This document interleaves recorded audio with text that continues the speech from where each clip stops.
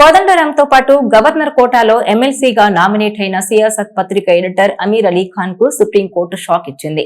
వారి అభ్యర్థిత్వాలను రద్దు చేసింది. తాజాగా కేబినెట్ సిఫారసులు చేయాలని, అవి కూడా తమ తుది తీర్పునకు లోబడి ఉంటాయని సుప్రీంకోర్టు తీర్పు చెప్పింది. అయితే ఈ ఎమ్మెల్సీ ఎన్నికల కోటా వివాదం ఇప్పటిది కాదు, కేసీఆర్ సీఎంగా ఉన్నప్పటిది.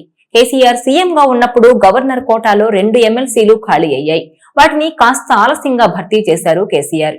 కేబినెట్ లో నిర్ణయం తీసుకుని దాసోజు శ్రవణ్, కుర్రా సత్యనారాయణల పేర్లను గవర్నర్ కు పంపారు.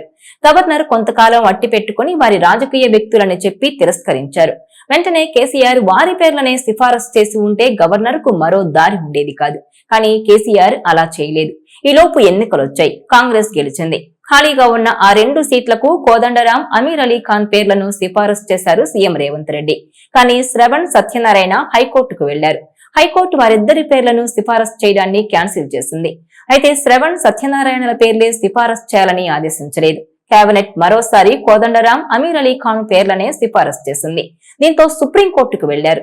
సుప్రీంకోర్టు వారిద్దరి ప్రమాణ స్వీకారానికి అంగీకారం తెలిపింది. కానీ నిర్ణయం తుది తీర్పు మేరకే చెల్లుతుందని తెలిపింది.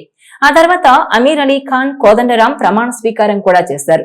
అయితే ఇప్పుడు సుప్రీంకోర్టు మళ్లీ వారి ఎమ్మెల్సీ పదవులను రద్దు చేసింది. తాజా సిఫారసులు కూడా తుది తీర్పునకు లోబడి ఉంటాయని చెప్పి సెప్టెంబర్ కు వాయిదా వేసింది. ఇప్పుడు కోదండరాం, అలీ ఖాన్ మాజీలయ్యారు. కేసీఆర్ గవర్నర్ కోటాలో ఎమ్మెల్సీగా సిఫారసు చేసిన కొంత రాజకీయం, కొంత నిర్లక్ష్యం వల్ల దాసోజు శ్రవణ్ అవకాశం కోల్పోయారు. తమిళసై కేబినెట్ సిఫారసులను వెనక్కి పంపడం, మళ్లీ అవే పేర్లు సిఫారసు చేసే అవకాశం ఉన్నా కేసీఆర్ నిర్లక్ష్యం చేయడంతో చేతిలోకొచ్చిన పదవి పోయింది. అయితే తర్వాత ఆయన్ను కేసీఆర్ కరుణించారు. ఎమ్మెల్యే కోటాలో అవకాశం దక్కిన ఒక్క స్థానాన్ని శ్రవణ్ కే కేటాయించారు కేసీఆర్. దీంతో ఇప్పుడు దాసోజు శ్రవణ్ ఎమ్మెల్సీ అయ్యారు. అయినా అప్పటి గవర్నర్ నిర్ణయంపై పోరాటం చేస్తూనే ఉన్నారు. ఇప్పుడు సుప్రీంకోర్టులో ఆయన పోరాటానికి కాస్త ప్రయోజనం లభించింది. తమ స్థానాల్లో నామినేట్ అయిన ఇద్దరు కోదండరాం, అమీర్ అలీ ఖాన్ల ఎమ్మెల్సీ పదవులు పోగొట్టుకున్నారు. అయితే సుప్రీంకోర్టు అప్పట్లో కేసీఆర్ కేబినెట్ సిఫారసు చేసిన వారికే పదవులు ఇవ్వాలని చెప్పలేదు. పూర్తి ఆర్డర్లో ఏ తీర్పు ఉంటుందో అని బీఆర్ఎస్ వర్గాలు ఆసక్తిగా ఎదురుచూస్తున్నాయి.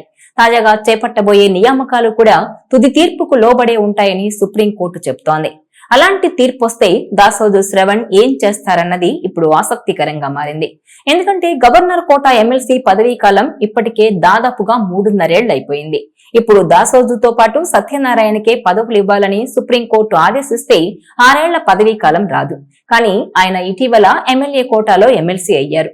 ఆ పదవి 2031 వరకు ఉంటుంది. అందుకే ఇప్పుడు దాసోజు శ్రవణ్ ఆ పదవుల్ని తమకే ఇవ్వాలని సుప్రీంకోర్టు రూల్ ఇవ్వకూడదని ప్రార్థిస్తారనడంలో సందేహమే లేదు. అలాగే తీర్పు వస్తే ఆయన రాజీనామా చేయాల్సి వస్తుంది. ఒక్క స్థానానికే ఎన్నిక జరిగితే అది కాంగ్రెస్ ఖాతాలోకి పోతుంది.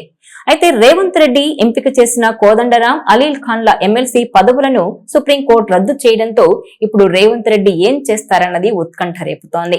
మళ్లీ ఆయన కోర్టుకు వెళ్తారా, వెళ్తే ఏం జరగబోతోందన్నది ఉత్కంఠగా మారింది.